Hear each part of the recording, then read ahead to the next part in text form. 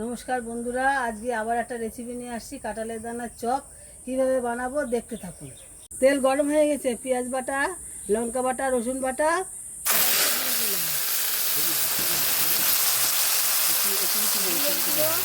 হলুদ গুঁড়ো কড়াইতে দিলাম,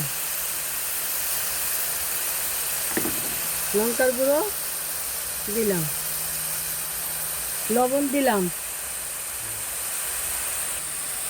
গরম মশলার গুঁড়ো দিলাম।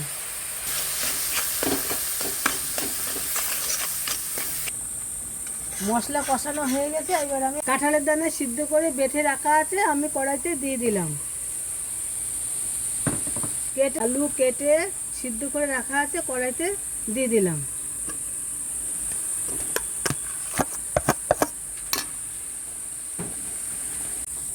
আলু কাঁঠালের দানা ভালো করে কড়াইতে দিয়ে মশলা দিয়ে মাখিয়ে নিচ্ছি।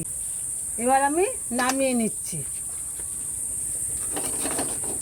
হয়ে গেছে, নামিয়ে নিচ্ছি। এর মতন করে নেব।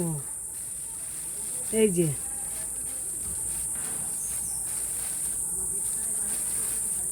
এই যে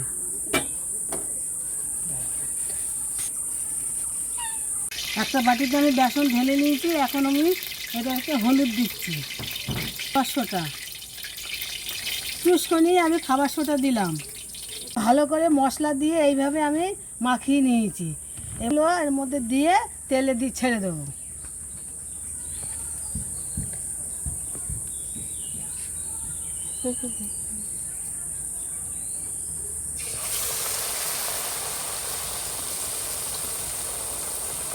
চপ হয়ে গেছে, এবার আমি নামিয়ে নিচ্ছি।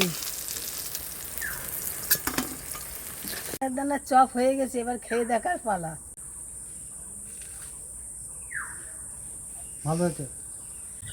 এই ভিডিওটা যদি আপনাদের ভালো লেগে থাকে এই চ্যানেলটির পাশে থাকবেন।